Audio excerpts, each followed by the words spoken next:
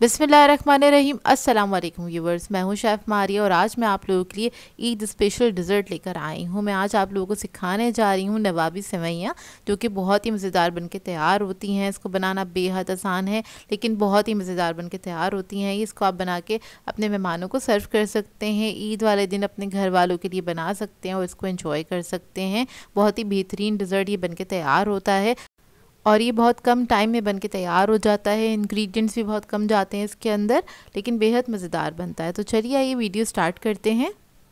तो इसके लिए सबसे पहले हमें चाहिए होंगी सेवइयाँ। तो यहाँ पर मैंने रोस्टेड सेवइयाँ ली हैं, तो ये ले लेंगे और इसको हम तोड़ लेंगे। सबसे पहले ये मैंने ली है 250 ग्राम्स के बराबर, यानी कि 1 पाव के बराबर ही सेवइयाँ हैं। इसको आपने बारीक बारीक इस तरह से हाथ से तोड़ लेना है। इसके बाद एक मैंने कढ़ाई ले ली है, इसके अंदर ऐड करेंगे 3 टेबलस्पून के बराबर घी। यहाँ पर मैं असली घी का इस्तेमाल कर रही हूँ, उससे टेस्ट बहुत अच्छा आता है। सेवइयाँ ऐड कर देंगे और सेवइयों को भूनना स्टार्ट करेंगे। तो आपने मीडियम फ्लेम पे इसको भूनना है। लाइट इसका कलर चेंज हो जाएगा हल्का सा। वैसे ही हमने भुनी हुई ली थी तो ज़्यादा टाइम नहीं लगेगा, 1 से 1.5 मिनट लगेंगे। अच्छी सी खुशबू आने लगे भुनने की, तब तक आपने इसको भून लेना है। उसके बाद इसमें हम ऐड करेंगे पाउडर मिल्क आधा कप के बराबर, कोई भी अच्छा ब्रांड का ले लीजिएगा। पाउडर चीनी ऐड करेंगे आधा कप के बराबर। चीनी आप लोग अपने टेस्ट के मुताबिक ऐड कर सकते हैं, कम या ज़्यादा, जैसे आप लोग खाना पसंद करते हैं।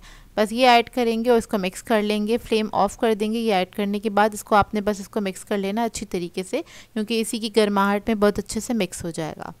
तो देखिए रेडी हो गया। अब इसको हम साइड पे रख लेंगे। अब आ जाते हैं इसके दूसरे स्टेप की तरफ।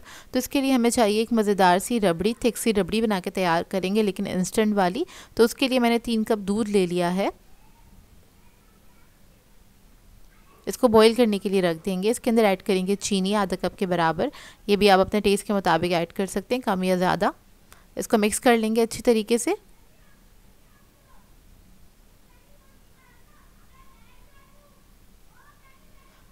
और इसके बाद इसके अंदर हम ऐड करेंगे खोया, तकरीबन 1 पाव के बराबर ये खोया है मेरे पास। फीका खोया लिया है इधर मैंने, और ये सारा खोया हम इसके अंदर इस तरह से तोड़ के ऐड कर देंगे। खोया ऐड करने से क्या होगा, रबड़ी जो है हमारी बहुत अच्छी मज़ेदार बनके तैयार होगी। आपको इसके अंदर से ऐसा लगेगा कि जैसे आप कलाकंद खा रहे हैं, इस टाइप का टेस्ट आएगा। तो देखें खोया हमने ऐड कर दिया है इसके अंदर और इसको पकने देंगे हम थोड़ा सा।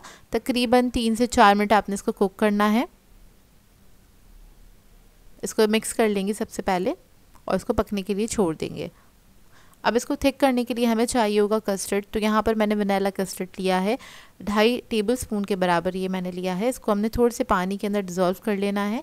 डिज़ोल्व करके साइड पे रख लेंगे और दूध के पकने का इंतज़ार करेंगे। तकरीबन 3 से 4 मिनट तक आपने अच्छी तरीके से उसे पका लेना है। तो देखिए 3 से 4 मिनट हो चुके हैं दूध को पकते हुए।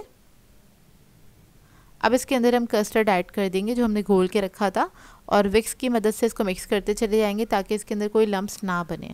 तो कस्टर्ड जैसे ही ऐड करेंगे फ़ौरन से थिक हो जाएगा। कस्टर्ड ऐड करने के बाद आपने 1 से 2 मिनट तक अच्छी तरीके से इसको पका लेना है। तो देखिए कुछ इतना थिक हो जाएगा। फ्लेम ऑफ कर देंगे।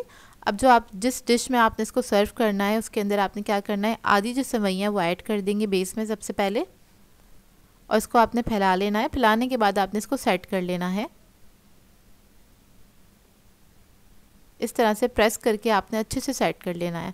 उसके बाद जो ये हमने मज़ेदार सी रबड़ी बनाई थी वो हम इसके ऊपर ऐड कर देंगे। गरम गरम आपने ऐड कर देना है, लेकिन एहतियात से। तो सारी रबड़ी मैं इसके ऊपर ऐड कर दूँगी। उसके बाद जो बाकी की सेवइयाँ थी उससे हम इसको कवर कर देंगे। इस तरह से आपने फैला के डालनी है।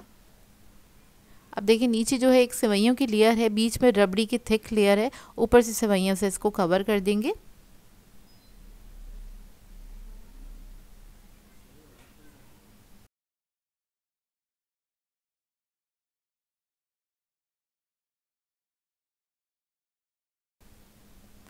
उसके बाद इसको हम गार्निश करेंगे बादाम पिस्तों के साथ।